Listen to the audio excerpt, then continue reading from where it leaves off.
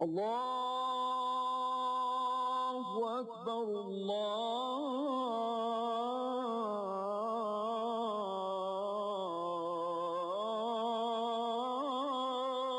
Akbar, Allahu Akbar, Allahu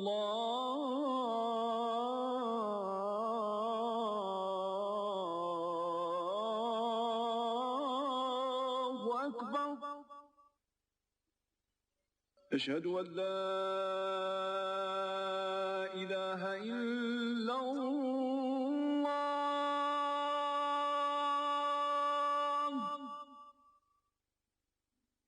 أشهد أن لا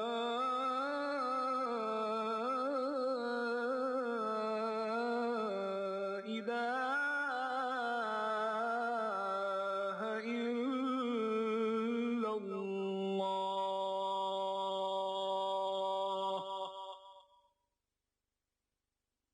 أشهد أن محمدا رسول الله.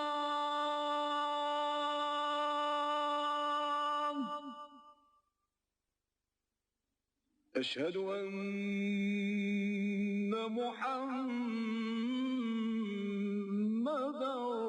رسول الله.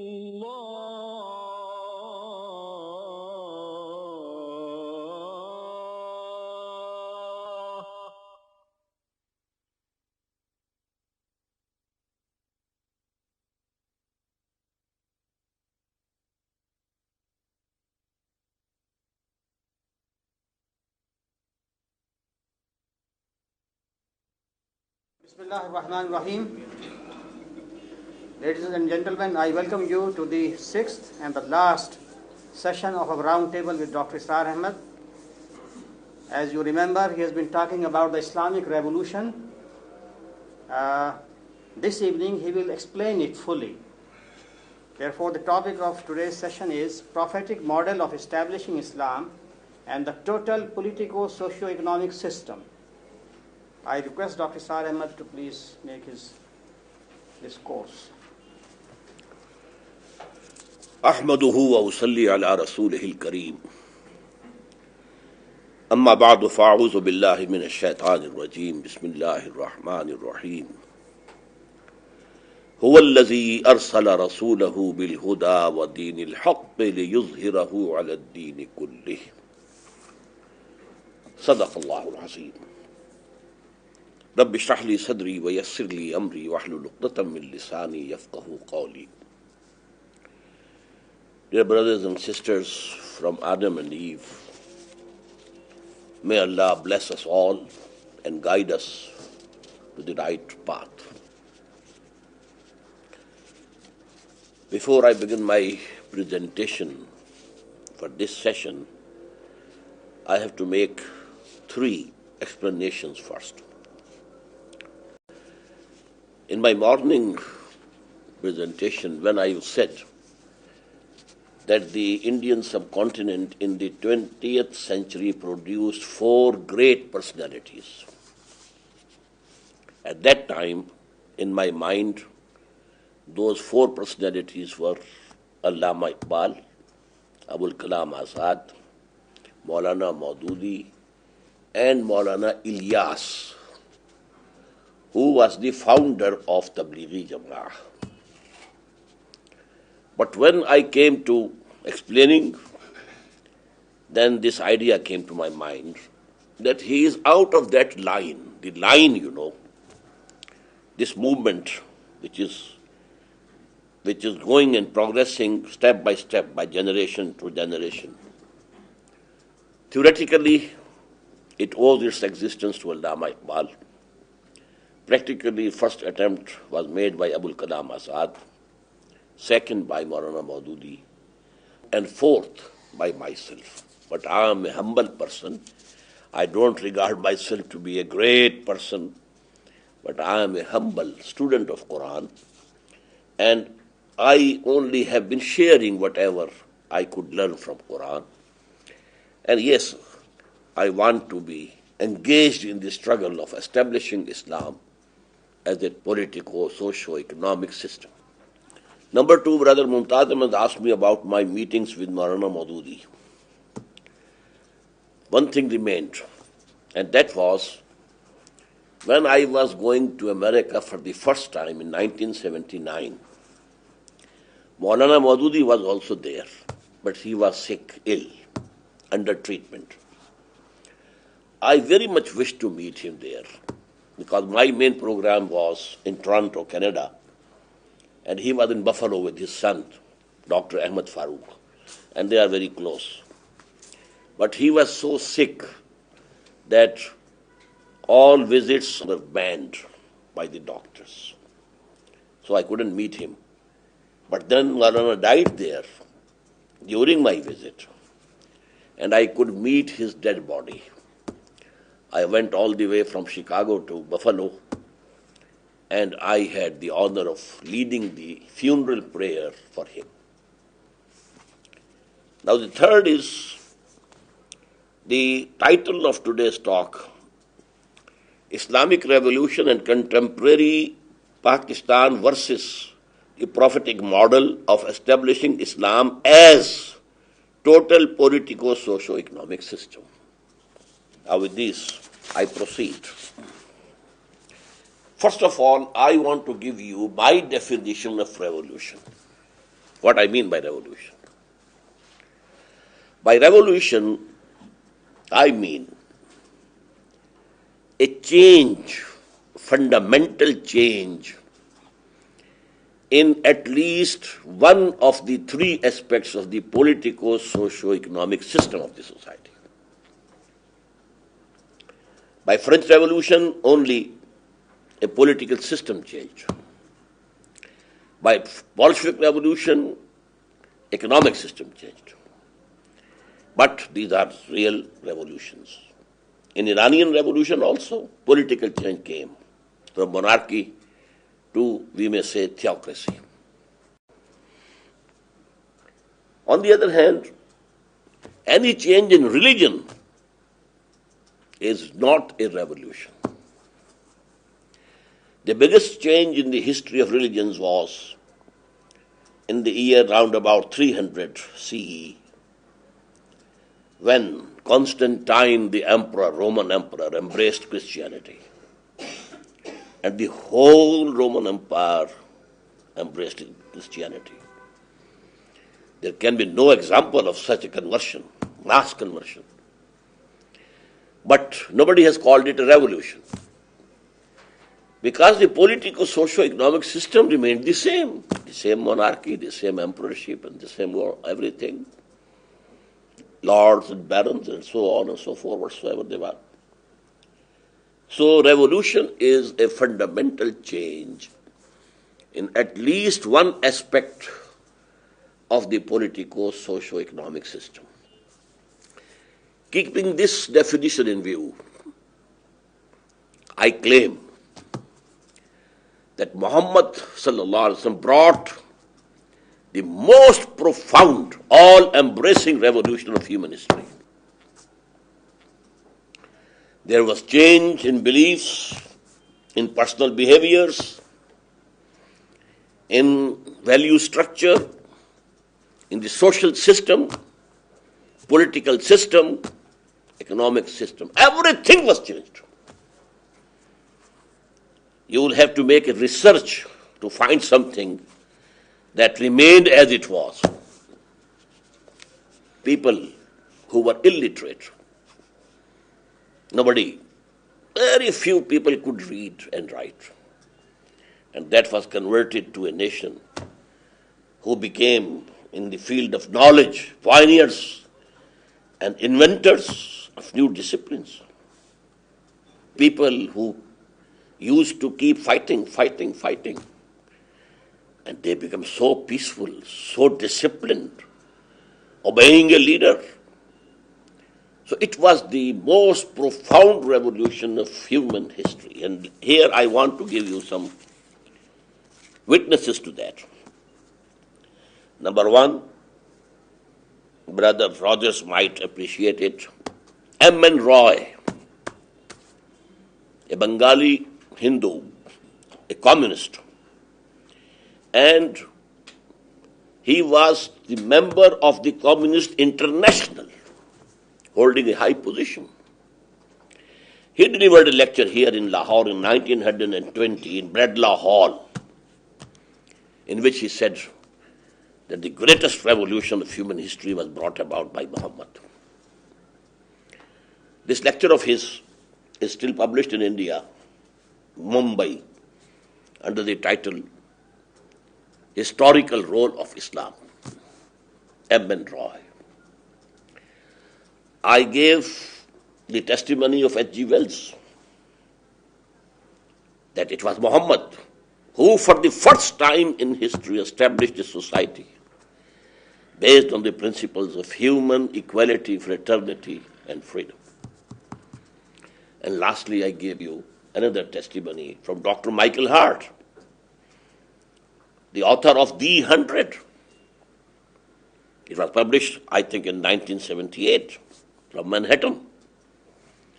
And he gives the subtitle of his book, A Selection and Gradation of the 100 Most Influential Personalities of Human History. First he selected 100 names who had changed the course of history. And then he gave a gradation. Who was the maximum one who changed brought about the maximum change? And then number 2 and number 3 and number 4. And he puts Muhammad on top. And he says, I am a Christian and I have put Muhammad on top. So naturally I owe an explanation. I have done this because he is the only person, please note, the only person, supremely successful in both the religious and secular fields. I told you 3 things go to make religion. Some beliefs, some modes of worship, some social customs. Here also he was extremely successful. And with political, socio-economic order, changing the direction, he was extremely successful. And he is the only person. All the others are, if they have greatness on this side, they might be zero on the other. And if they have some greatness on the other side, they are zero here. Gautam Buddha and Jesus Christ himself occupy very high position in religion. But what about politics? What about the social system? It remained as it was. Same is true of Buddha. But Muhammad brought about the most profound revolution. My third point is, I have derived the process of a true revolution from the biography or life of Muhammad sallallahu alaihi wasallam. And I think I have the right to do it because he brought about the biggest revolution. To compare with other revolutions, French Revolution was limited to political change. Bolshevik Revolution limited to economic change. And here, it was all embracing. Number 2, in the French Revolution, the ideology was given by Rousseau and so on, the writers, the intellectuals. But they couldn't bring about a revolution even in a village. They were not leaders of the revolution. Revolution was brought about by some other people. Rowdy and maximum bloodshed, bloody revolution. In the same case, the communist ideology was given by Marx and Engels. They lived in Germany, they lived in England, but both the countries had never had any communist revolution. The revolution was brought about by the Bolsheviks and the Mensheviks as far away in Russia. While Muhammad started the movement, the Dawa presented the ideology, propagated it, organize the people who accepted it, and then passing through all stages of revolution, even armed conflict. He completed the revolution himself, and at every step he was the leader. He was a street preacher like Jesus in Mecca, but he was leading the armies when he was at Medina. The same person, having both these things in his life. Now I want to explain those 6 steps that I have derived from the life of Muhammad sallallahu alaihi wasallam. But I want to describe them in the beginning in secular terminology, extracted from the life of Muhammad, but I will not use the religious terminology, but the secular one. Number 1, the first prerequisite of a revolution is that there should be some revolutionary ideology. First prerequisite. This ideology should be such that it cuts at the roots of the political-economic system. If it doesn't cut at the roots of the social order, of the socio-economic system, then it's a sermon. It's something religious, moral, nothing else. The revolutionary ideology is the one which cuts at the roots of the existing politico-socio-economic system. Now this ideology either and better should be new, so that people can take it at the face value. But if it is an old ideology, then it has to be reinterpreted in the idiom of the time, so that the people, intelligentsia of that time can understand. Now the first step is to propagate this ideology by all the means available. Now coming to the second step. The second step would be, and essentially is, to organize the people who have accepted this revolutionary ideology into a disciplined party. This party also should fulfill 2 prerequisites. Number 1, it should be fully disciplined. Listen and obey. The discipline of army. The proverbial discipline of army. Theirs not to reason why, theirs but to do and die. In Islamic terminology, it is ta'a. Listen and obey. That's all. No questioning. And number 2, in that party, if there are in the society some cadres, this is high, this is low, this is high, these cadres should not be represented in this party. The position of the people should be determined by the depth of their devotion, the amount of sacrifice they make. For example, in Indian society, Brahman is higher up, Shudra is very low. If this is the condition in Communist Party, then it is not a revolutionary party at all. Here the position of a person would be determined by his depth of commitment and the amount of sacrifice that he puts in. Number 3 is the training of the cadres. In this training, first objective is to hammer down the revolutionary ideology in their minds. Hammer it down, repeat and repeat and repeat, so that it remains before them. Because all their strength and all their intentions to work, they actually emerge from that ideology. So you can have meetings, study circles, studying that ideology, exchanging views, that should be kept continuous. Number two, they should be accustomed to obeying this discipline. It's not an easy job. I am also a human being. He is also a human being. Why should I obey him? But party discipline means you have to obey your superiors. And you have to be accustomed to it, listening and obeying. Number three, if the social order that you want to establish has some spiritual dimension also,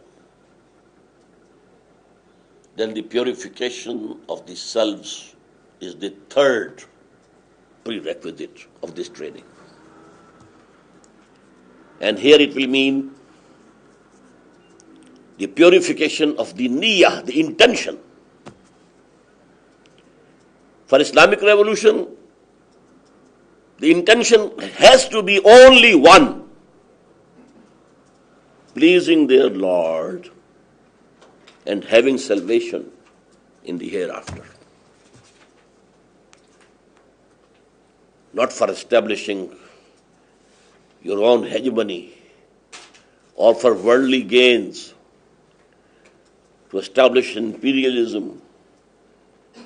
No. To be famous, to have a position of commanding something, some force. No. Only whatever they work for the pleasure of Allah, God, and seeking salvation in the hereafter. Now these three steps, we can say they are one actually. 1 in 3, 3 in 1. Brother Mumtaz Ahmed is not here. He would have been happy.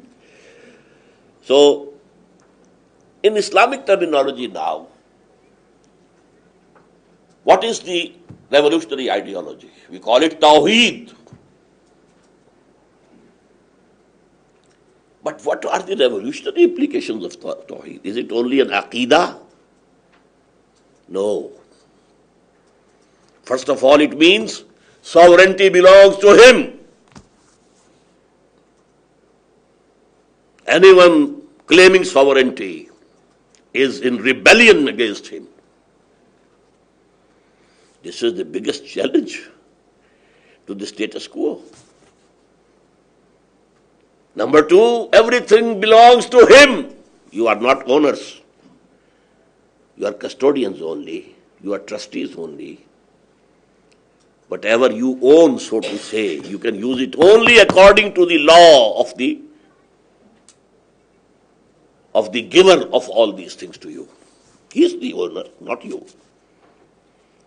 You can't use your tongue as you like. You have to use it, even your own body. They are also trust with you.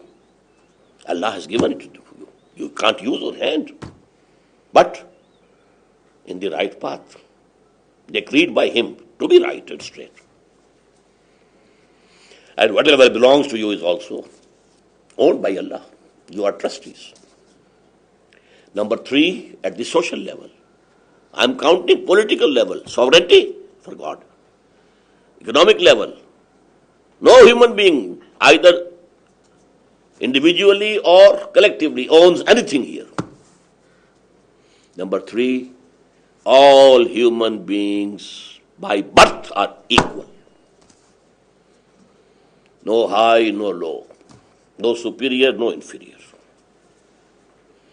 So actually Tawheed, which has now become only a creed, a belief. Allama Iqbal said, Zinda quwwat thi zamane mein ye Tawheed kabhi. This Tawheed was a living force, a revolutionary ideology. And now it has become a subject of scholastic discourse. Theology. This was the ideology. Now he propagated, street preaching, addressing congregations, going to markets, calling at the doors of individuals. Whatever was available, there were no other means of communication. In this way, Toynbee said, Muhammad failed at Makkah, but succeeded. No, Muhammad failed as a prophet, succeeded as a statesman. Because at Makkah he appears to be like Jesus, propagating, going here, going there,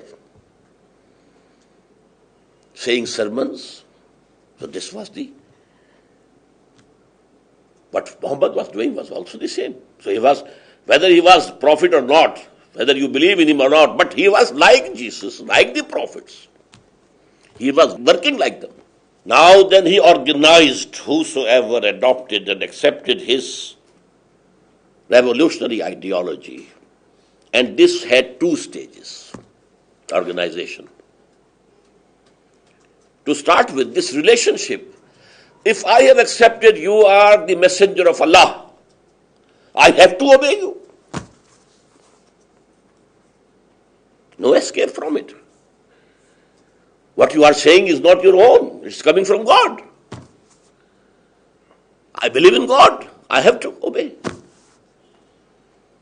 That was the fundamental basis of that organization. Listen and obey. But later on, when the active resistance and armed conflict was near at hand, he took bay'ah from his companions. I had explained bay'ah this morning. Come, place your hand here over my hand and pledge that you will listen me and obey me, whatever I say. This was such a comprehensive pledge. One of the companions has reported the text of that pledge. Bayana Rasulullah sallallahu alayhi wasallam. We pledged ourselves to the Messenger of Allah. Ala sam'i wa ta'a. First of all, we shall listen to whatever you say and obey whatever you say. Fil usri wal yusr. Whether the conditions are easy or bad and difficult. In every case, we shall obey. Wal mansate wal makrahe. Whether we feel inclined to do that or we have to force ourselves to do that. Wa ala asaratin alayna. Even if you prefer somebody else to us, we shall not say that we were your old companions. How come you have appointed this newcomer young man as our Amir? No, this is your prerogative. You will do, and we shall obey. Whomsoever you put at the helm of affairs, we shall obey him also. And we should not quarrel with them. وَعَلَىٰ أَن نَقُولَ بِالْحَقِّ أَيْنَمَا كُنَّا. But we shall say and present our opinions wherever we would be. We won't be dumb and deaf. We will place our opinion, but it is up to you to decide. Now, I come to the second set of 3 steps. First, I call passive resistance. As I said in my submission in some earlier discourse, that actually the revolutionaries start an offense. The society is there, people are peaceful, all have accepted it as their destiny. Okay, the rich are rich and we poor are poor. Okay. We have to live that way. But someone stands up, it's wrong, it's cruel, it's discriminative, it's oppressive, it's exploitative. So he had started the conflict. the natural reaction, logical reaction from the society and that social order would be to resist it, try to stop it, try to nip the evil, according to them, evil in the bud. The first phase of this was for the first 3 years of his mission. All persecution was focused on the person of Muhammad. Nobody else was persecuted. Sallallahu Alaihi Wasallam. And it was verbal persecution. You have gone bad. You are Majnoon. Some evil spirit has overtaken you, possessed you. They wanted to kill his willpower. But when they saw that this is not successful, people are getting down him. Especially our youth. They have been attracted towards him. And more dangerously, our slaves, they are gathering round him. So now there was the call, gird up your loins and defend your interests. And then started in the 4th year, after the beginning of his dawah, the physical persecution of torturing, keeping the youth bound by chains, keeping them hungry, turning them out from the houses. Go! And especially for the slaves, beat them, even kill them. One couple was killed after worst persecution and torture. Sumayya and her husband, Yasir. What was done to Bilal? A rope was fastened to his neck and it was given to the street urchins. Drag him on the streets of Makkah. And visible the stony streets. And then in the open sun, the sun was sending down fire and he was laid facing sky, the burning ground. And then a rock put on his chest so that he could even not talk. But still he was saying, Ahadun, Ahad, Ahadun, Ahad, Ahadun. I believe in only one God. What happened, for instance, to another companion, Khabab bin al-Arth, radiyallahu anhu. He was called, and live cinders, burning coal, they were spread on the ground. And then he was asked to take off your cloth, your shirt, lie down on it. And he lay there. The skin was burnt. Then the fat of the back, that melted. And in this way, the cinders were cooled down.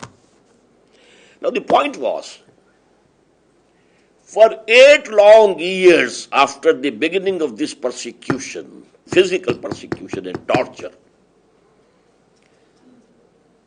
the command of the day, order of the day was, take all persecution without any retaliation. You are not allowed to raise your hands, even in self-defense.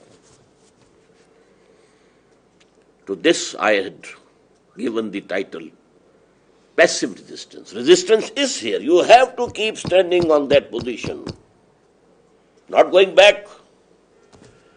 Stick to Tawheed.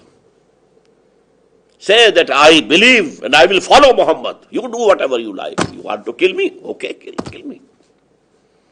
But no retaliation. This was, I think, the master stroke of Muhammad sallallahu alaihi wasallam.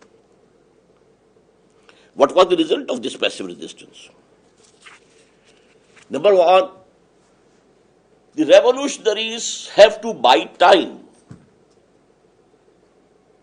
to be able to reach More and more and more people.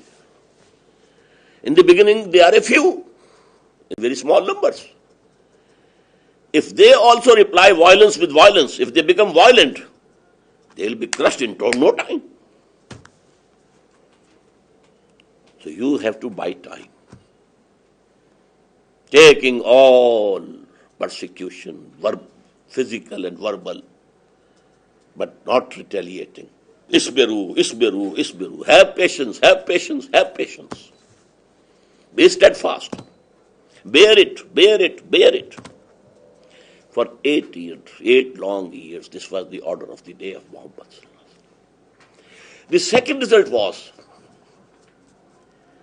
that the silent majority in that city, in that society, its sympathies turned towards these revolutionaries. What are they doing? What have they done to Bilal? What was his crime? Did he steal something? Or did he attack someone? No, nothing. He is being persecuted only because he believes in one God and believes in Muhammad that he is the messenger of God. Now you can imagine what would be the reaction. Silent majority is silent, but not deaf. It is dumb, can't speak. They don't have the courage to stand up and say, this is right, this is wrong. No, they don't have it. They are accustomed to obeying their masters and their leaders. But within their hearts, they have the sympathy for those who are facing this, bearing this. And this was actually, in the later stages, this was the deciding factor. To people who went to fight against these Muslims when the armed conflict started. From within, they believed that Muhammad and his companions are the cream of our society. With whom are we fighting? With Muhammad, his character. With Abu Bakr, his character. They are the cream of our society. So that was one of the factors of the success during the last stage of armed conflict. Now there was an incident which happened through divine intervention. In the 10th year after the beginning of this mission, number one, Khadija, the wife, the only wife, 15 years older, she died. She was a rich woman. And she had supported Muhammad sallallahu alaihi wasallam. So there was a consoling wife at home and she has gone. Number two, his uncle, Abu Talib, he had not come to believe and embrace Islam. But because it was a tribal society, he was supporting his nephew. Because he was the chief of the clan of Banu Hashim. So the whole tribe of Banu Hashim was supporting him and protecting him. He also died in the year 10th after the beginning of the mission. And Muhammad said, sallallahu alaihi wasallam, this is for us the year of grief, Amul Huzn. And now, the chief of Banu Hashim was Abu Lahab, who was the bitterest enemy. So now the decision was taken to eliminate Muhammad, kill him. Now there was no danger that the infighting would start among the Quraysh and that Banu Hashim will stand in revolt. No. He went to Taif in search of an alternate base. He met the 3 chieftains of Taif, presented before them the dawah, and asked them, if you believe in me, and if you promise to support me, I can shift to Taif. Living at Makkah is no more possible for me. All the 3 rejected, humiliated him, used abusive language. And when he wanted to return, the street urchins, they were given the green signal. Teach him a lesson. Now they were pelting stones on him. And his body was bleeding. He had with him only one of his companions. He was a slave, but then he had freed him and he had adopted him as a son. Anyhow, this was the saddest day in the life of Muhammad. And when he came back empty-handed from Taif, he couldn't enter Mecca. He sought the protection of some chieftain, other clans. One by one, two refused, the third accepted. And under his protection, he entered Mecca. This was the condition, Brother Faris, this was the condition. After 10 years, longest and hardest work of dawah, of tabligh, of no less a person than Muhammad sallallahu alaihi wasallam. But then the divine intervention came. During the Hajj season, the same year, some people from the Khazraj tribe of Medina, they accepted Islam. When they went back to Medina, they propagated. Next year, they were 15. And they said, send with us some of your disciples who can teach us Qur'an, the basis of the ideology. Then Mus'ab bin Umair, a young man, he was sent with them. And sometimes after, another blind companion, he was sent, Abdullah ibn Maktoum. And in 1 year, most of the chieftains of both the main tribe of Medina, the Khazraj and the Aus, they embraced Islam. Muhammad has not stepped there even now. All the work was being done by his two companions. There were 3 Jewish tribes over there.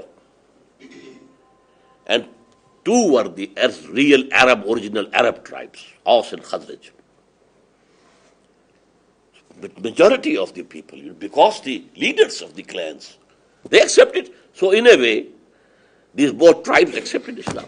And then they said, oh Muhammad, come to us. So the alternate base was provided by Allah. Muhammad had not thought of Medina or Yasrib. It was called Yasrib. Later on, it was Medina to Nabi, city of the Prophet. And briefly, we call it only Medina. Now he had a base. All the people who had embraced Islam at Mecca, it was declared imperative on them that they have to make hijrah. Come here. Leave your homes and hearts. Even if you have to leave your families back. This hijrah. So that all the force is gathered at one place. So that it can become a base for a launching and assault on Mecca. Now here, but Brother Kaya didn't agree with me. I brought, the list of the 8 expeditions. Muhammad took only 6 months to consolidate his position at Medina. Building of the mosque, it was the government house, it was the parliament, it was the school for teaching, it was a monastery for the purification of souls. It was the center of that all activity. Number 2, the brotherhood between people who were coming from Mecca. They were Quraysh. The tribe was different. It was a tribal society. And here who have embraced Islam, they are Aus and Khazraj. And there had been enmity between these tribes before. So now he integrated that party. One from the immigrants from Mecca, one from the helpers, we call them Ansar. They helped the Prophet. And they were declared to be brothers. And the Madani brothers, there are examples. He took his Makki brother and said, "This is my shop. I will raise a wall in between. Half is yours, half is mine. Go ahead. This is my house. I raise a wall, divide in two. One is yours, one is mine." Even to the extent that one of them took his Muhajir brother, immigrant brother, to his home and said, "I have two wives." Till that, this segregation and which I talked about and the wheel of the face, these commandments had not come. They were revealed later on in Surah Al-Nur and Surah Al-Ahzab. He said, "You choose one. I can't bear it that I have two wives and you have no family. Choose one. Your choice is first. I will divorce her and then you marry her." This was the integration of that society into one. Third work he did. He concluded Misaq-e-Madina, the Treaty of Medina. It was a treaty for the common defense of Medina with the three tribes of the Jews. So that if people from Mecca attack, we shall defend Medina as one organization. So this three steps. And then he started his active resistance. I told you, what is active resistance? Now you challenge the system somehow or the other. Passive resistance now gone. It was before Hijrah. 6 months, pause. And from the very 7th month, the Prophet started sending groups, guerrillas, challenging the caravans, the lifeline of Quraysh. The caravans going from Mecca to Syria, passing very close from Medina. They threatened it. And so to say, threatened the lifeline of Quraysh of Mecca. These expeditions, in 4 of them, Muhammad Sallallahu Alaihi Wasallam also participated. And wherever he went, he concluded treaties with the tribes of that area. All these tribes were under the influence of Quraysh. They were accepted as, although there was no formal government in Arabian Peninsula, no state, but Quraysh were the kings of Arabia without any crown. They were the custodians of Kaaba. And in Kaaba were placed all the idols of all the tribes. So all the idols of all the tribes were hostages with Quraysh. If you harm Quraysh, they will throw out your god, your idol from Kaaba. So they enjoyed in Arab Peninsula this hegemony. But now wherever Muhammad went, he concluded a treaty. Whether they become now allies of Muhammad or they said, "We will remain neutral, Muhammad. Neither we shall help you against Quraysh nor help Quraysh against you." In both cases, the zone of the political influence of Quraysh was diminishing. These two were the steps taken by him to challenge Quraysh. As a result, 1,000 soldiers strong army came out from Mecca. And then the first battle took place at Badr.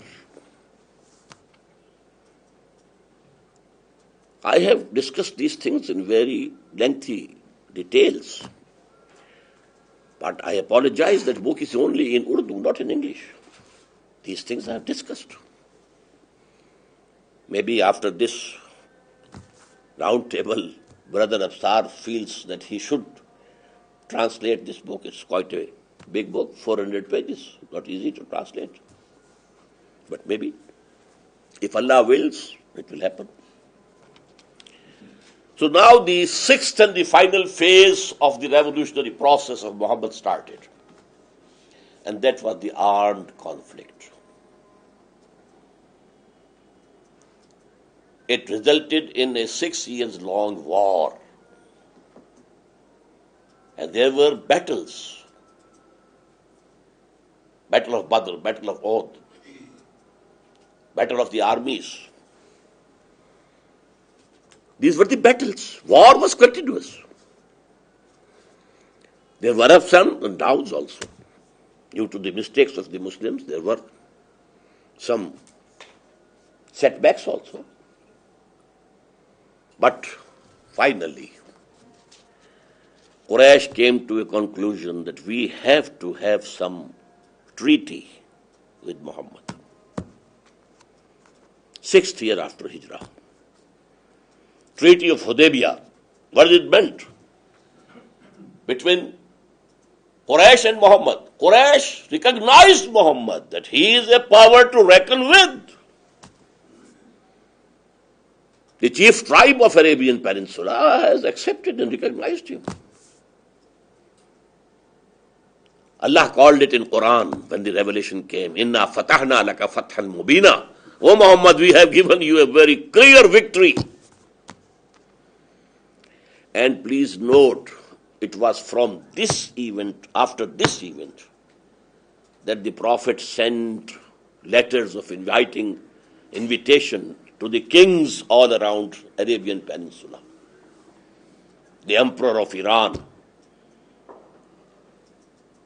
the Emperor of Rome, Heraclius, of Iran, Khusro Parvez, Makokos, the Patriarch of Alexandria, Nagus, the Emperor of Ethiopia, etc., etc., etc. Before this, he never sent any letter, never sent any muballigh anywhere. This is the revolutionary struggle. A missionary struggle spreads and spreads and spreads on ground. It doesn't establish any social order, political, socio-economic order. Doesn't establish any state. The missionaries, working for centuries and centuries and centuries, they never established a state.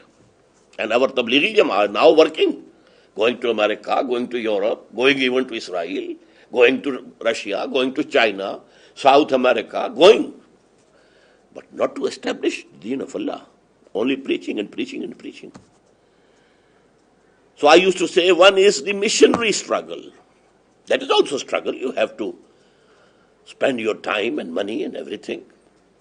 And the other is revolutionary. Marxism, accept it. Now be ready to sacrifice your lives and topple over this government or rule of Tsar and establish the system. This was the first example in the human history that Muhammad produced. After he had that victory inside the Arabian Peninsula, then he extended his sphere of dawah to outside of Arabian Peninsula. But then, now I want to be very brief. In the 8th year after Hijrah, because when there was treaty for 2 years with the Quraysh, now there was time for preaching. So in these 2 years, lot of people had accepted Islam. And when in the 8th year after Hijrah, Muhammad proceeded to Mecca. He had 10,000 people with him. And the Mecca had to surrender without any resistance. A very few people died who couldn't bear it from among the infidels and mushriks of Mecca. And they had to accept. Whatever has happened, we have to accept. And after that, that position came, which I discussed in my earlier lecture. قالت الأعراب آمنا قل لم تؤمنوا إذا جاء نصر الله والفتح ورأيت الناس يدخلون في دين الله أفواجا. When help of Allah came and you got the victory, you were triumphant, O Muhammad, and you saw now armies of people are entering the deen of Allah. They are coming. Deputations from that tribe. We accept Islam, we enter the deen of Allah. Another deputation coming from another tribe, from another corner of Arabian Peninsula. We accept. We pledge ourselves to you, O Muhammad. So the whole of Arabia, here the deen of Allah became supreme. Now, regarding revolution, my stand is that no true revolution can be contained in any geographical or national boundaries. It is the litmus test of a revolution that it will go beyond. If the ideology is forceful, it will be accepted. So now the internationalization of the revolution of Muhammad started through those letters. A conflict started with the Romans. There were 2 fights, 2 battles. But I don't want to go into detail. Only I want to mention that now, when Arabian Peninsula had been secured, cleared of kufr, all Islam, now he proceeded to internationalize his mission.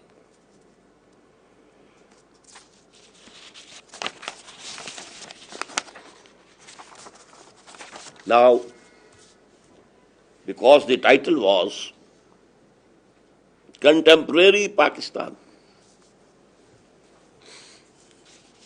vis-a-vis this possibility of Islamic revolution.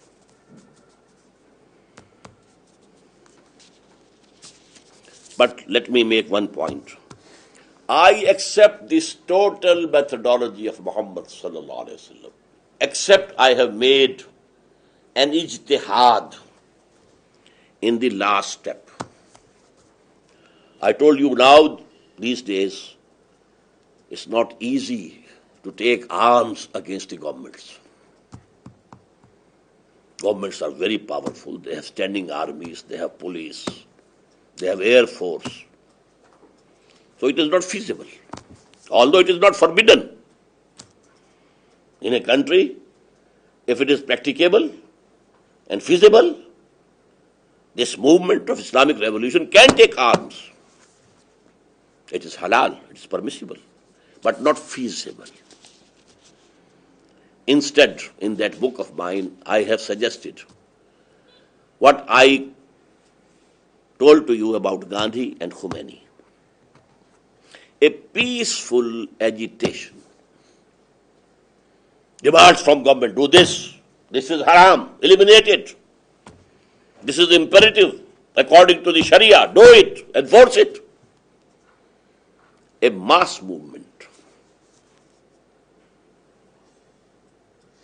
Peaceful, not harming anybody,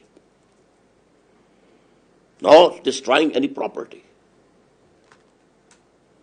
Then, peaceful civil disobedience, on which there must be retaliation from the government. They will be baton charged. Maybe they are fired upon, they are killed. So we have to be prepared to lay down our lives. No revolution can take place without giving blood and without giving lives. None. Had there been possibility of any revolution without bloodshed. It would have been the revolution of Muhammad. But even there, blood had to be shed. Although it was very little. Less than 1,000 kuffar, infidels were killed. And about 260 Muslims were martyred in this 6 years long war. But there was bloodshed. But now, because it is not feasible, we have to resort to this method. And then an unarmed revolt like the one in Iran. Don't use arms, but be ready to lay down your lives. The army shot them. They were shot from the helicopters. They came on the roads, blocked the system. They laid down their lives in thousands. But then the Shah had to run away for his life. The same case happened here. These two movements were contemporary and parallel and similar. The anti-Bhutto movement in Pakistan in 1977 and the anti-Shah movement in Iran. All shades of opinion had joined hands, leftists, rightists, liberals, orthodox, religious, secular, against Bhutto here and against Shah in Iran. And the military fired here also. But then the military told Mr. Bhutto, we are not going to shoot anymore. Who are they? They are not enemies. They are our kith and kin. They are our youth. Maybe our sons are there. Maybe our nephews are there. Our brothers are there. And then the message reached him. Although a few days before he said, my chair is very strong. But then the message reached him that army won't support me anymore. He had to invite that conglomeration of parties to have discussion. The same thing was happening there. Now Shah was fearing that my army might now shoot me. Why go on shooting these people? They are our brothers from the same nation. We are not an occupation army that we go on killing people. We are of the same nation, national army. It can't go on killing. So they have to give up the support of that system, and that would be the triumph. Now, this detail of what I have given you, a very, very, very brief bird's eye view of the revolutionary struggle of Muhammad. When a revolutionary group shifts from passive resistance to active resistance, now one of the two results are inevitable. We call it in Urdu, takht ya takhta. Either you triumph and you establish your politico-socio-economic order, or you are eliminated, crushed, finished. There is no third way, no middle way. Muhammad sallallahu alaihi wasallam succeeded.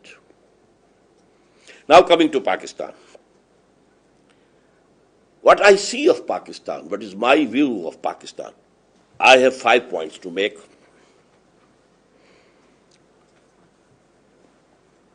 We are a Muslim country. But till this date we are a secular state.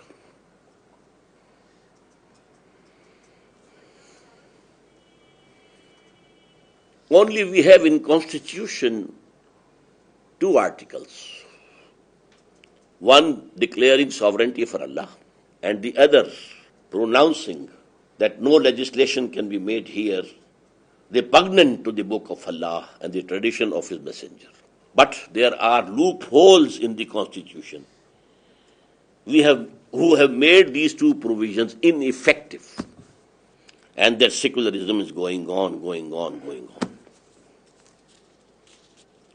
Number two, the governing elite, whether they are from the big landlords, the moneyed minority, or bureaucracy, civil and military. These are the four circles who have been governing Pakistan alternately. Martial law, then martial law goes, then there is a combination of landlords and the capitalists and the bureaucracy. They are ruling now. These people are absolutely secular minded. All these groups, by and large, there are exceptions, but they are exceptions only. The exceptions prove the rule. Their value structure is absolutely materialistic.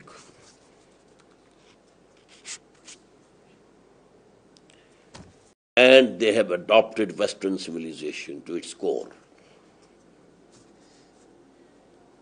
This is governing or ruling elite of Pakistan. And now they are spreading their ideas, their values of civilization through TV, through all electronic media. And super added is the disc and the whole international media.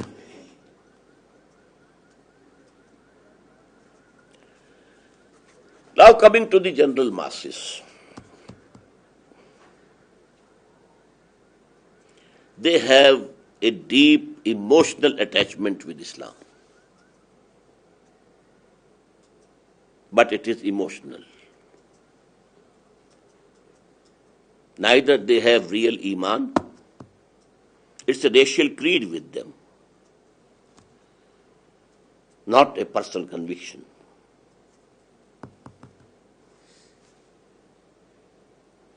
And their value structure is also absolutely materialistic. On one side is some money, on the other side is some commandment of God.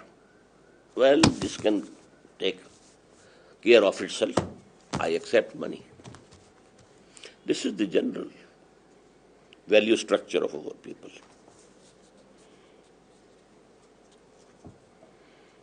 This is the condition of the majority.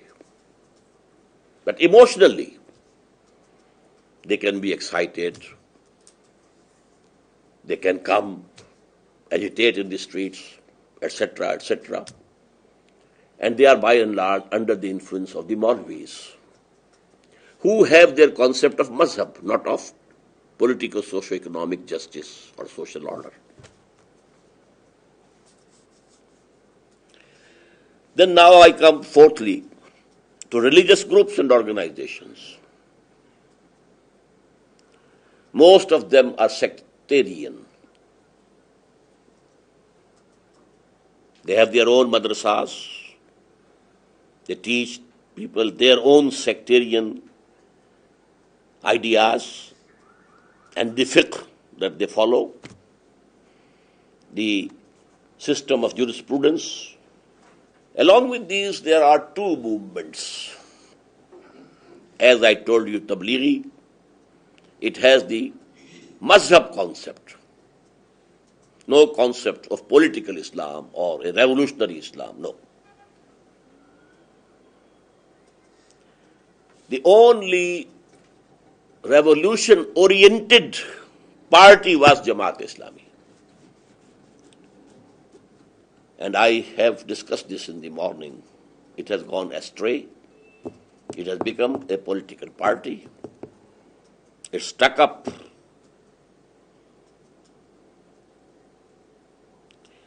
And now is a very small group of ours. We are the custodians of that revolutionary message. We started with Iqbal. about which the first attempt practical was Abul Kalam's, the second was of Maulana Maududi. Although the Jamaat is continuing, but it's not the same revolutionary party. It has been bogged down. Now the last point. Still I have hope that Islamic revolution will be accomplished in Pakistan and the adjoining country of Afghanistan. What I visualize is that these two countries will merge into one. Although the facts on the grounds, there's no encouragement from any side. Total despair. But because of the past history of 400 years, this chain of Mujaddideen shifted from the Arabian world to the Indian subcontinent. Something is there in divine plan. Then, in the last century, when there were intrigues and conspiracies against the Khilafah, Ottoman Khilafah, Caliphate, the protest movement was only and only and only in India, nowhere else. Although if Khilafah was an Islamic issue, it was the issue of the whole of the Muslim world. But a very strong movement in which even Gandhi participated, Hindu. What he had to do with Khilafah? But he knew that if I don't support this movement at this time, Muslims will never support us in the freedom struggle. Number 3, genesis of Pakistan was in the name of Islam. Other Muslim countries, they got freedom from the colonial rule on the basis of somewhere racial, somewhere linguistic nationalisms. Malay nationalism, there in Malaysia and Indonesia. Arab nationalism of Nasser, and so on and so forth. He threw the Britishers into Mediterranean Ocean, but it was on the basis not of Islam, but Arab nationalism. Mustafa Kemal Pasha saved Turkey on the basis of Turk nationalism. He dug the roots of Islam from the society as far as he could do from Turkey. But Turkish nationalism saved Turkey at least. The whole Ottoman Empire had gone, but this country was saved on the basis of Turkish nationalism. Only one country in the world invoked Islam. Pakistan ka matlab kya? I told you, La ilaha illallah. What Pakistan means? La ilaha illallah. There is no God except Allah. Number 4, the genesis of Pakistan. It's a miracle. Hindu in great majority, and for them, as I told this morning, partitioning of India meant slaughtering the cow. Bharat Mata. Can we dismember the limbs of our mother? And they were very organized. They were the capitalists. Indian National Congress was a big organization. Gandhi was a big leader. And he said, only some weeks before the partition took place, that Pakistan can be established only on my dead body. From among the Muslims also, very big forces were with Gandhi. Jamiat Ulama Hind, Abul Kalam Azad, Maulana Hussain Ahmed Madni, the R.A.A in Punjab, the Surposh group of Khan Abdul Ghaffar Khan, father of Khan Wali Khan, they were on the side of the Congress. How come? How come this division? And please note, had there been the government of the Conservative Party at that time in England, one could say that the English have divided Indian subcontinent. They were pro-Gandhi, pro-nationalism. But still their policy had been divide and rule. But at that time, it was Attlee who was the Prime Minister in England. He disliked Qaid-e-Azam Muhammad Ali Jinnah. He hated Muslim League. The Viceroy was Mountbatten. He had become a disciple of Gandhi. He had family relations, they say illegitimate also, with the family of Nehru. And still Pakistan came into existence. 1 year before partition, Muhammad Ali Jinnah accepted the cabinet mission plan. It was that India should be divided into 3 zones. Western zone having Muslim majority, Eastern zone having Muslim majority, and the central zone, big zone of Hindu majority. But the central government will be one. These 3 zones will be autonomous. A few subjects will be given to the center, foreign policy, currency, communication, etc., etc. Defense. For all other practical matters, these will be independent. Jinnah accepted it, jumped on it. But because there was a provision that after 10 years, every zone will have a right to secede. And Nehru, who was the president of All India Congress, he said, who allows later on to secede?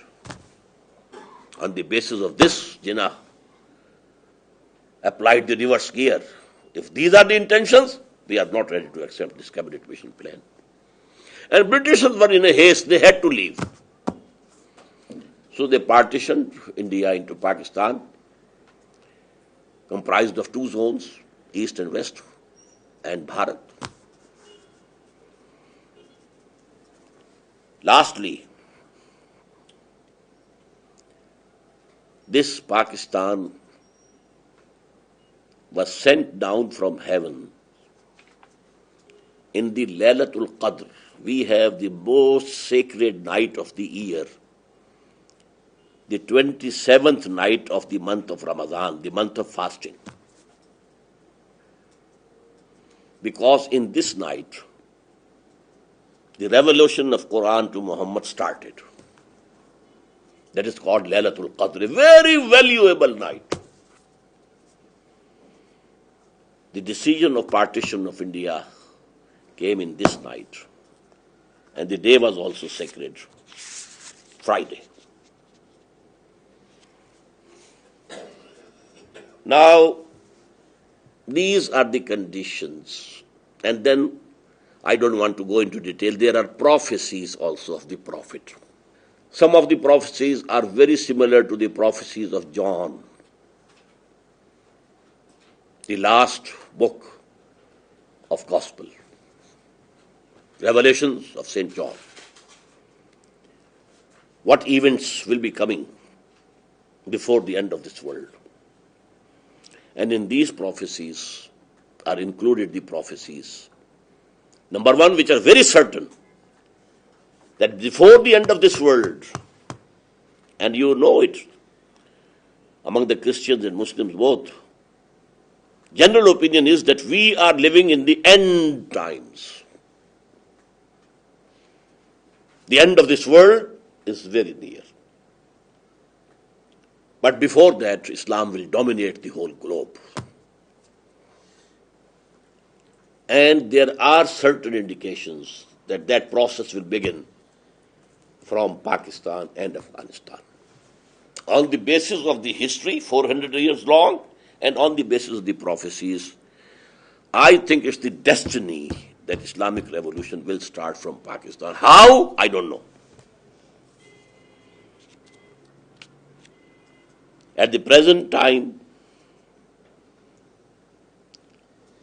What is needed is as mass movement demanding enforcing Islamic Sharia, Islamic system.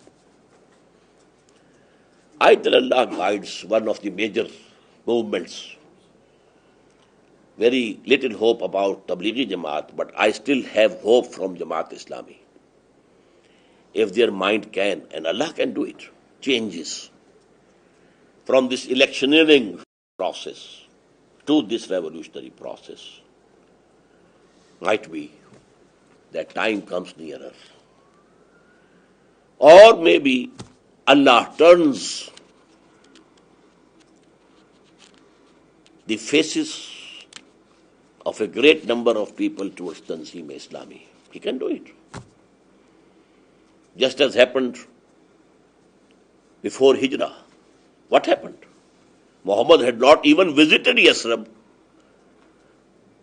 Only 2 of his disciples went there, and it became the city of Muhammad.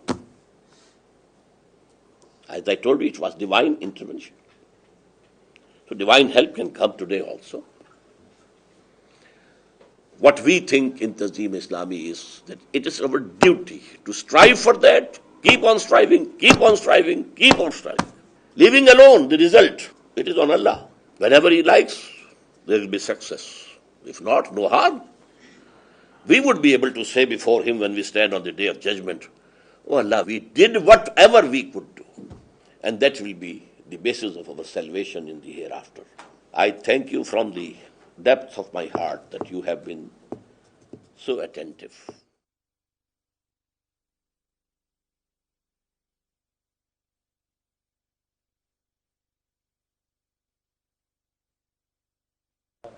Dr. Israr, I fully understand where you're coming from as a revolutionary leader.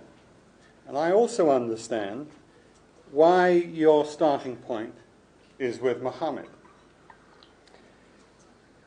In my view, you are part of a pantheon and within a tradition of people in the 20th century who have studied and developed the tradition of revolution. I think, and again it's my opinion, that it is your misfortune that all the 20th century revolutionary leaders were atheists. Some of them have been quite successful. Mao, Castro, Ho Chi Minh are just 3, but there are others.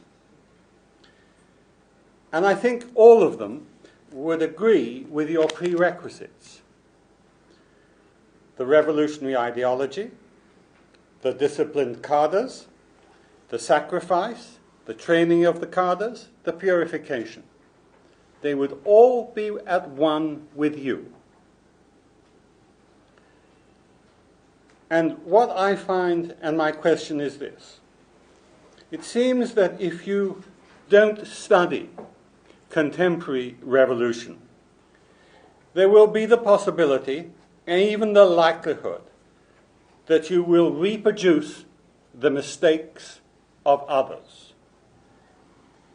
As the world of imperialism is powerful and also studies revolution and revolutionaries, they have studied these people in depth. And so my question is, why do you keep yourself away from the Maos and the Ho Chi Minhs and the Castros? Because their writing is easily available. I have already answered your question, because they are atheists and because I am a believer in God and I am a believer in Muhammad sallallahu alaihi wasallam. And I hope, and I'm sure, I, and for that matter, my movement after me, will take the light from Qur'an and the life of the Prophet. These 2 things will guide us, inshallah. But as a suggestion, I'm ready to go for some of these writings. and the credit will go to you that you persuaded me. Yes, please. As this is our last formal session, I would like to thank you for the way in which you've presented your material, the clarity with which you've spoken, the achievement of speaking from a few notes and yet doing so well and so clearly, and with delightful sense of humour and nice touches. It's been a pleasure and a delight to listen to, and thank you very thank much. you very Thank you much very indeed much. for that. Now, I'm not a Marxist, and one slight worry I have is that I think you're a bit more of a Marxist. You don't need to start reading this stuff. I think you're already influenced by the vision of the world that Marx constructed, where you have a sort of entrenched enemy which needs to be overcome. The only mechanism needs to be ultimately resort to revolution or violence, and the whole transformation of the system, so you can't take bit. And that sort of picture, has pervaded our consciousness, and I think has affected the way you've interpreted the Prophet's life. And I put to you the suggestion that perhaps, given you're so concerned with pure Islam, that what you've partly done here is allowed your Islam to be shaped with the sort of Marxism that sort of permeates much radical talk in many movements. In the same way as nobody in the West has read Immanuel Kant's Critique of Pure Reason, but there are millions of people who've been affected by it. I think I would like to suggest you've been affected by the way you've interpreted the Prophet's life, by the sort of Marxist model that pervades our society and those who think of these things in these ways. And linked to this, I'm still not entirely clear, and it might be that I'm just a little dim and not very bright, but I'm not entirely clear what's wrong with the liberal democratic model of taking your vision of the common good, as we would talk about it in the West, take your vision of the common good, take that vision to others, persuade them of it, and through persuasion, bring about the vision of the common good that you think is best for people. I still don't quite see why that route's so impossible. Firstly, I thank you for the compliments. Secondly, I assure you, I have not at all read Marxism, not at all studied Marx. My source is the book of Allah and the Sunnah and Seerah, we call it, the life of Muhammad. And I said it in the very beginning. I have derived this from the life of the Prophet. My source is the life of the Prophet. And I have inferred these 6 or 7 steps from that. But it can be a coincidence that because this is also a revolutionary view, so the other revolutionaries, there can be a similarity between our thought and our ideas.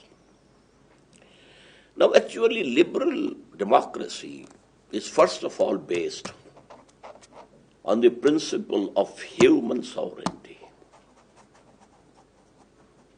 No acceptance of divine authority. Here our paths are separated.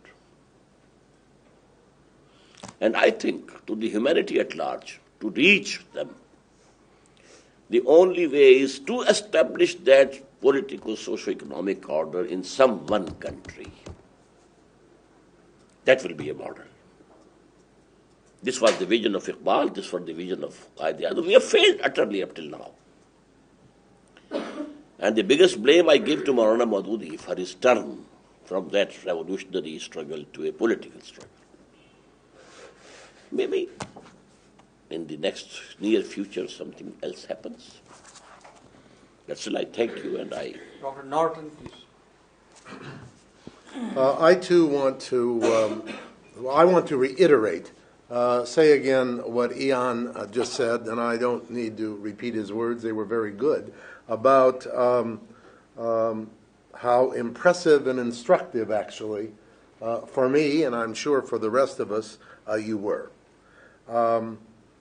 In terms of revolution, as it would not surprise you, I'm sure, it seems to me that given the present situation in this world and also in Pakistan that you described at the end of your discourse today, it seems to me you do indeed need Allah to change ideas and opinions before you can have a successful revolution. That's just one comment, and you can comment upon it. And I agree 100%. All right. Now, Divine help is a must. all right. Now, I have a question, but before that question, I just want to say that my major disagreement with you in terms of the revolution that you propose, I suppose, is the goal of the revolution. That is, unless Allah changes the ideas and the beliefs, I would say to you, of all the people that exist, then it seems to me that the goal of your revolution, which is an Islamic state, first here in Pakistan or Pakistan, Afghanistan, and then throughout the world, that goal is something to which I object and I oppose, because that goal does not allow equal freedom and equal rights for all people, regardless of whether they believe as you do or whether they believe in Islam or not. And I must also say that if I were in one of the countries and that revolution came, and it came as the end part, as an armed revolution, that I would say that in terms of my beliefs, I would engage in armed conflict against that, because that's against my principles. That also, I'm sure, doesn't surprise you. Now I come to my question. But this view of yours, you have repeated several times during these 3 days.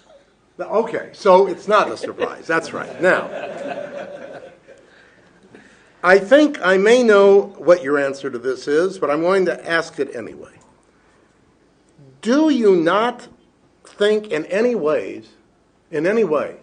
that the time of Muhammad, when Muhammad did indeed successfully engage in and then complete a revolution, do you not think that those times are so strikingly different from now in the 21st century that there is a tremendous problem in striking the analogy and or in even constructing the way a revolution today might be organized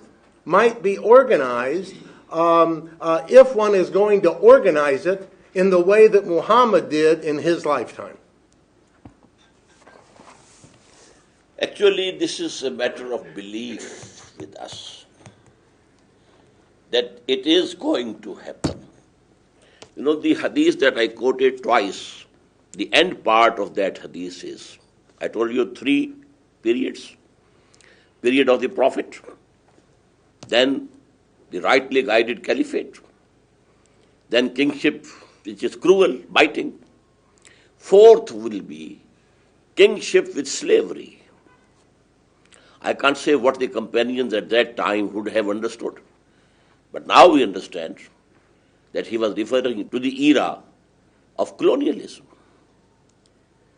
And then he said, ثُمَّ تَكُونُ خِلَافَةً عَلَى مِنْهَاجِ النُّبُوَّةِ. Then again, the period of caliphate in the footsteps of prophethood will come. So on the basis, I said, on the prophecies of the Prophet, I believe in him. And seeing these 400 years history, I think and I hope that the divine scheme is that in this region it will be established first of all. Although I said it and I repeat, I don't know how. God has His own ways. And we feel it obligatory upon ourselves as the ummatis and followers of Muhammad, because his mission was, I actually quoted the ayah today and I couldn't refer to it during my discourse, that the purpose of the advent of Muhammad declared by Qur'an is to make the deen of Allah supreme. Thrice in Qur'an this has appeared, thrice. You are not only a preacher, you are not only a purifier of the souls of the people, you have to make the deen of Allah prevail. That was his mission, assigned to him by Allah. And then Qur'an mentions in different words at 5 places that Muhammad has been sent for the whole of humanity. So his mission will be complete only when the deen of Allah is supreme over whole of mankind and over whole of this globe. And this is going to happen. I believe in it. And it's my religious duty to strive for that.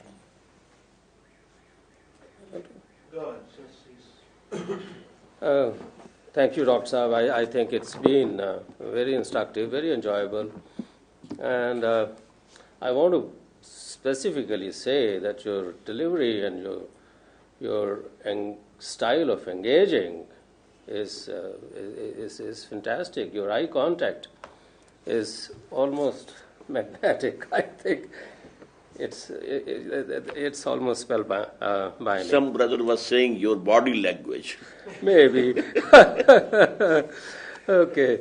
Now, I feel I was sort of mixed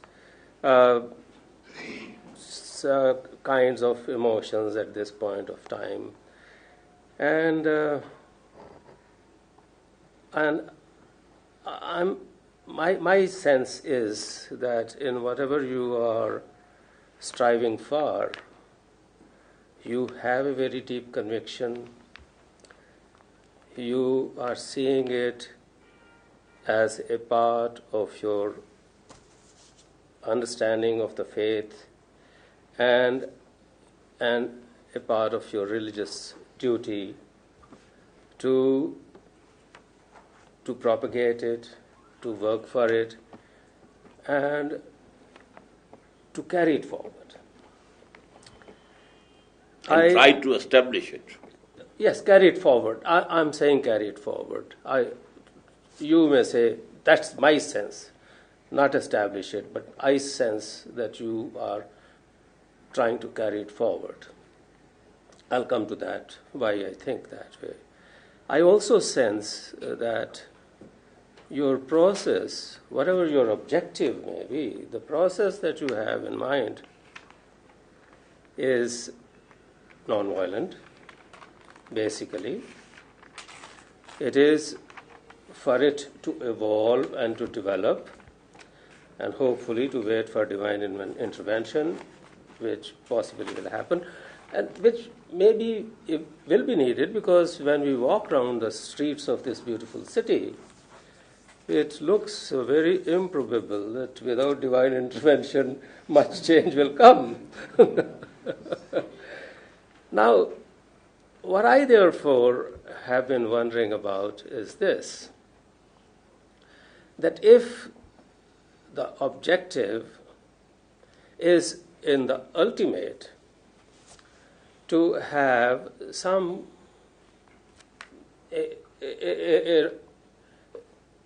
a kingdom of God, whatever faith, persuasion, name one may give, but ultimately the human race will live in a better way and survive in a better way. And if that happens in a non-violent manner, where people of other persuasions, they do their thinking, those who have no persuasion, who don't believe, they do their thinking, well, it's almost like Mao's Was it Mao who said, let many winds blow, let blossom. thousand flowers blossom? Now, if it is that kind of situation, Mao was a violent person, but if it is peaceful and let 1,000 flowers blossom, I would say that Kida Khak De Padshahi Lashkar Kare Swa. God, in His wisdom, can give the kingdom to the weakest of the weak, down to an ant, a kida, down to an insect, and the whole army God can wipe out. So, divine intervention, who knows on whose side it will come, what will happen. So, are we really seeing anything concrete here, or are we merely discussing a model? I think, brother, it is for every person to have a conclusion and decision according to his own thinking. I think whatever I feel and think, I have stated. Now you have the freedom to agree to what extent you want to agree and disagree to what extent you want to disagree. I have two questions. The first one is about the similarities and differences between the ideology that you have presented tonight and that of Hizb ut-Tahrir's ideology. Hizb ut-Tahrir, as you know, was established in Palestine in the 1950s. But in Palestine.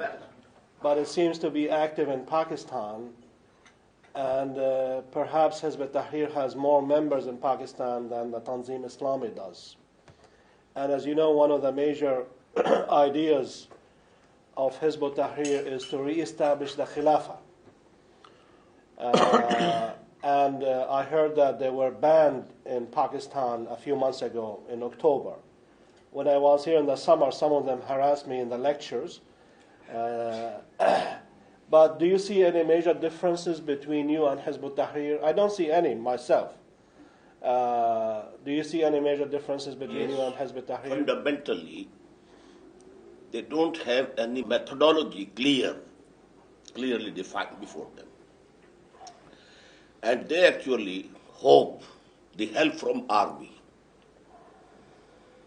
that some coup by the army, if they agree with their ideas, that will take place, and then their system of choice will be established. And this is not correct. If an army general comes, he is himself. He becomes the theoretician also and an ideologist also. This has to be a mass movement. But for this mass movement, there should first be a party strongly disciplined to keep that mass movement on straight path. Otherwise, mass movements can be hijacked. Just as in Iran. The movement was controlled by 6-7 groups there. The Mujahideen-e-Khalq were there, the liberals were there, Mehdi Bazargani was there, then the ulama were there, but in the end, the party was there, but in the end, ulama hijacked it. And what a fierce fighting between the two took place after the revolution. After the revolution of Muhammad, there was all peace, pardoning, general pardoning. No one taken revenge from. So that is the beauty of the revolution of Muhammad sallallahu alaihi wasallam. Now the second to add another to supplement what he said, because we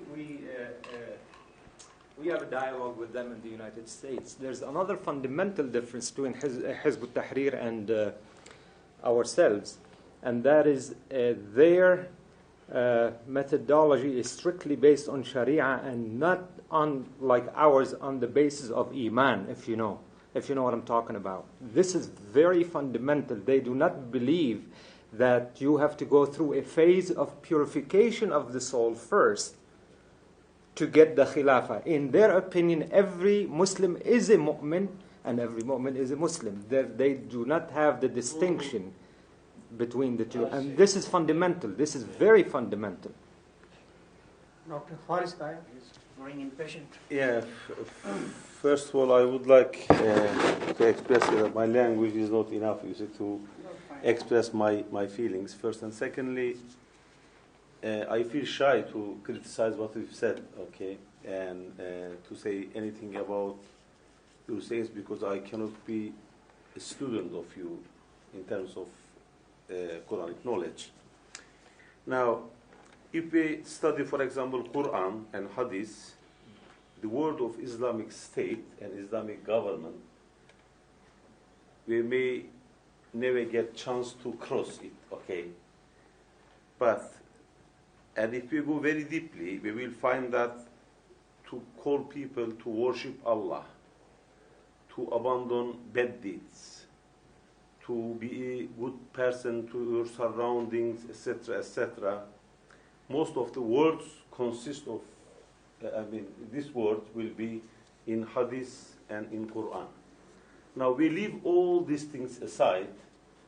Maybe there is an hidden destiny of Allah that if people are good enough, then Allah will present them a regime that is an Islamic state or Islamic, say, government, whatsoever it is. But it is a present by God. It is not, it cannot be achieved. I don't think that Prophet ﷺ first started, when he first started, he was looking for a regime. And he was looking for a shelter when he went to Taif. But when he was stoned and rejected, then he felt himself at the deepness of weakness, okay? And then he went to Allah, and then he prayed that, oh Allah, I have something wrong in me, etc., etc. You know better than I do. And then a few days after this incident, he was taken to Miraj, which is very important. So if we study all prophets' life, like for example, Prophet Yunus, he reached to the highest degree when he felt himself at the lowest. If we study, for example, other prophets, Prophet Ayub, Yaqub, all of them, and similarly, Prophet Muhammad sallallahu alaihi wasallam, he was ascended to Miraj when he felt himself at the weakness, at the lowest point of the weakness, as you know. So similarly, I think I really had in my imagination that I would hear something also about his devotion to Allah, his humbleness, his exemplifying person for us to be a good person for our families, surroundings, all mankind's, even not mankind's, for animate beings, for all our surroundings, environment, etc., etc. Now, similarly, I really cannot express myself. But I think that all from his life, his hadith, Qur'an, when we see and take him that he was a revolutionary and his aim was to build an Islamic state, an Islamic government, I think this is a very excessive interpretation of him. This is my humble... It's your opinion, brother. Yeah. And you can stick to your opinion. And you are not alone in this opinion. Most of the orthodox ulama, as I told you, they have accepted Islam as a mazhab, as a personal piety, personal good character. But Quran says something else. The first or the second, revelation came. Ya ayyuhal muddassir, qum fa'anzir, wa rabbaka fakabbir. What was takbir Rabb? To make Allah great, to establish His greatness, to establish. And that was, they had understood that this is going to be a challenge for our political socio-economic system. So I have this study of the Sirah, and I respect your views.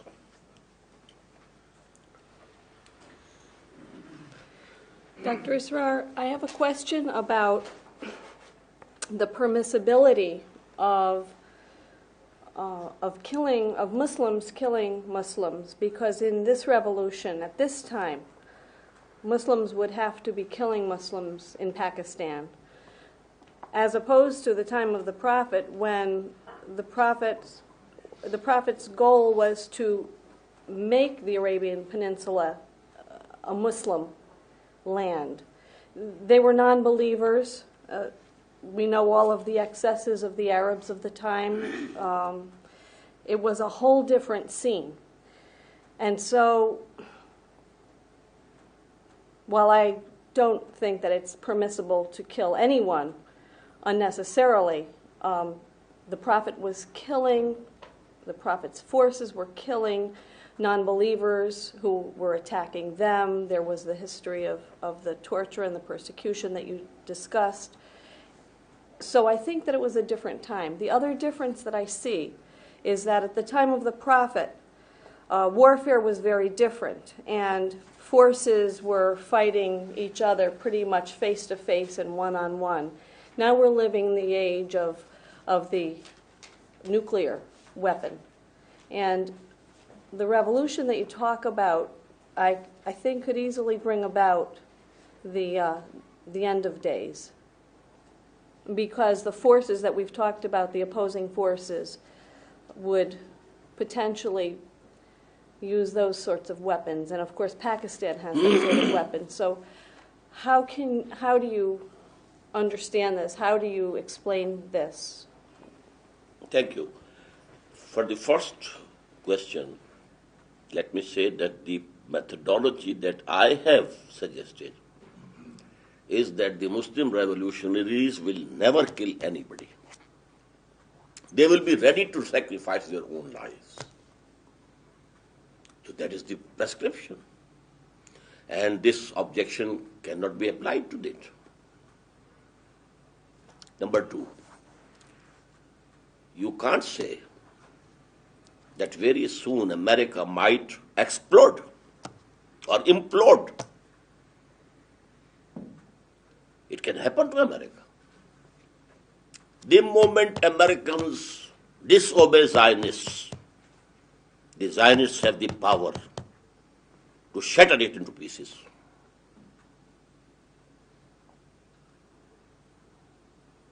And I think Netanyahu, he said it. We can destroy America. They have to take to our policy. I'll get Pentagon on fire. So, what is going to happen, you never know. Russia, USSR, which was there opposing America, half a century, and there was a time when the Americans were shivering before Russia, because it had gone much in advance in the conquest of the space. The Americans were lingering behind. And now what happened to this? Despite all the atom bombs that they have, the warheads that they have, they had to prostrate on the ground before America. So, my humble opinion is, we have to strive for that, finding it to be a duty towards Allah. If I am faithful to Allah, I cannot join hands with the people who are in rebellion against Allah. And an un-Islamic state is in rebellion against Allah, challenging the divine authority. This age is peculiar in this way. Before that, there used to be shirk only. And every system of shirk accepted the biggest Lord, one. God with capital G, one. omnipotent, omniscient, omnipresent. But under him, gods and goddesses, armies of gods and goddesses. But they never denied the supreme God. He is one. Mahadev in India is one. There can be no two Mahadevs. But Devis and Devatas, there are so many. In Arabia, Allah was one. They believed in one Allah, Supreme Allah. But along with that Supreme Allah, they had Aleha, the smaller gods. Now, but this revolt, global revolt against God, we don't accept your authority. This is the tragedy of modern age. Allah will not sit silent. He will intervene, inshallah. But on behalf of our guests, I'd like to thank Dr. Israr Ahmed for the wonderful talks that he has given so far. This is a major food for thought for all of us, I'm sure. And I'd like to thank the Tanzim Islami here locally for hosting us. And I'd like to thank the Tanzim Islami in North America for supporting us to come here financially. And I hope that our academic and religious contacts would continue in the future. I hope that this is not the last thing. And we are convinced that this is a major thing to do, that one of the major problems we have in the West, that Muslims don't have a chance to represent themselves. They are usually spoken on behalf by other people. They are represented by other people, but we've had a major 3-day conference here where we have listened to an authentic Islamic thinker expressing his ideas. Some of those ideas for us have been controversial, but that's fine since we believe in democracy anyway. But this has been a major conference, at least for me, and I'm sure for all of you. And we do thank you, Dr. Israr, for taking your time to speak with us, and thank all of you for the arrangement. But lastly, I'd like to thank a person who had worked behind the scenes, who is not present with us, Brother Muhammad Ali, who is on pilgrimage in Mecca. He had arranged most of the stuff here, but unfortunately he has not, or fortunately for him, he's now on pilgrimage.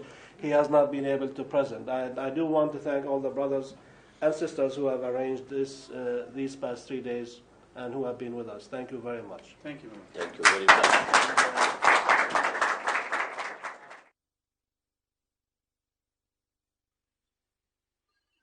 الله